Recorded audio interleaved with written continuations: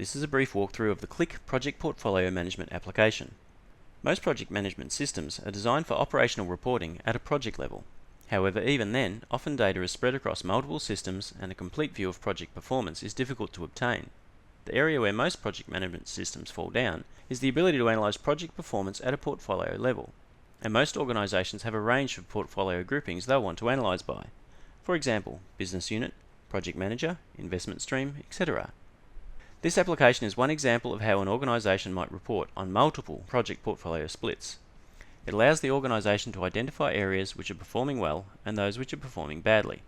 This allows either remedial action to be taken or investment to be increased or decreased accordingly. The concepts apply equally to organisations that manage projects for clients or those that manage projects internally. The dashboard sheet is designed to give an overview of the main KPIs that the organisation is interested in. In this case, across the top is the overall RAG status of the whole portfolio of projects. We can see there are 60 active projects and 20 of these are flagged as red or problem projects. Another KPI important to this company is Utilization of Resources. We can see that for June 2014, the year-to-date utilisation in hours is 95%, which is within the acceptable range as it is shown in green. Year-to-date utilisation in dollars is a little lower, perhaps due to discounted rates, but it is still in the acceptable range. The main headline financial KPIs are also shown, in this case year-to-date billings and unbilled WIP. At the bottom of the sheet, these KPIs are summarised but split across one of the portfolio groupings, in this case state. This gives some immediate insight into where problems may lie. For instance, I see the majority of my problem projects are in New South Wales, along with the majority of the unbilled WIP. I can change the portfolio split by clicking on a different button. For instance, if I click on Division, I see that while most of my problem projects are in the Architecture division, the majority of the unbilled WIP is in the Civil division. Let's select Architecture in the table. I can then split by a different dimension, in this case Office. Now I can see that most of my problem Architecture projects are actually in the Melbourne office. Note that as I make selections, whether in the charts or fields themselves, I can see the selections I've made highlighted in green, so I know what I'm actively filtering my calculations by. I can also keep track of the selections I've made in the Current Selections box. When I make selections, QlikView highlights all the associated values in white. So I can instantly see, for example, that we do architecture in these states, as well as these offices. Qlik also highlights the values not associated with my selections in grey, which is something unique to the Qlik Associative Engine. If I open up the Additional Filters panel, the power of being able to see these relationships in my data immediately becomes apparent. In the white, I can instantly see the project managers who are responsible, the clients we're dealing with, and the employees, for example. The power of the grey is that it often reveals opportunities. For instance, these are the customers who are not yet doing business with our Architecture division, and they represent a marketing opportunity. Let's say I'd like to do some analysis on these 13 problem projects. If I click on the KPI, it adds the red status as a filter and takes me to the project status sheet.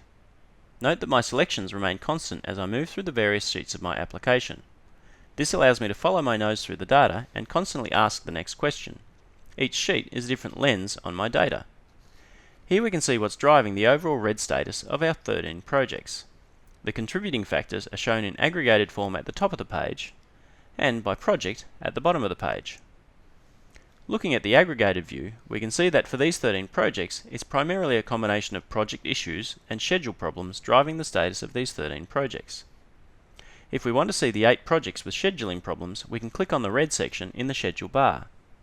Of these 8 projects, 5 also have project issues that have a red status. Looking at the list below, we see that the Alcom New Headquarters has a red status in 3 categories and an amber in resourcing. That is one project which we need to address urgently. If we go back to our list of 13 projects, we can open our filter panel and identify who is managing these projects. The numbers alongside each field value indicate the number of projects that they are linked to. We can see that David Smith is the project manager for 9 of these projects. Let's select David, and we can now see the 9 problem projects that David is responsible for, which includes the Alcom project. Perhaps I would like to find out more information on the Alcom project. I could potentially have the issues and schedule loaded in my QlikView app, but let's assume that we prefer to report on these out of our project system. That's no problem for QlikView. We can integrate with third-party systems in a variety of ways. In this case, I can open the project system using a URL. which would take me directly to the relevant project.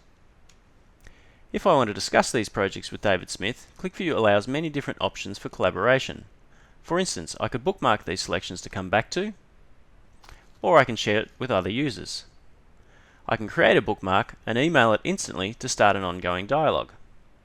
Or I can add notes to a particular chart and manage that dialogue within QlikView rather than in the email system. If I want to talk to David right now, I can even create a shared session where we can both interact with the QlikView application in real time. This ensures we're both looking at exactly the same thing and comparing the same numbers. Let's also take a look at the project financials. We can see that two of the projects have a red budget indicator, the Alcom headquarters and a Glen Waverley College project. If we move to the financials sheet, once again we see our selections remain consistent and we can see the performance of David's projects. Here the variance to budget is shown in the top chart, while the WIP aging breakdown is shown in the lower chart. We can see that 3 of David's projects have exceeded budget. Let's select those 3 projects. If I switch to the tabular view, I can see some more detail. I see that the reason for the McDonald's Tacoma project appearing is that the project has no budget. This is something else I can follow up with David. So you can see how QlikView allows you to view the health of your project portfolio across multiple dimensions.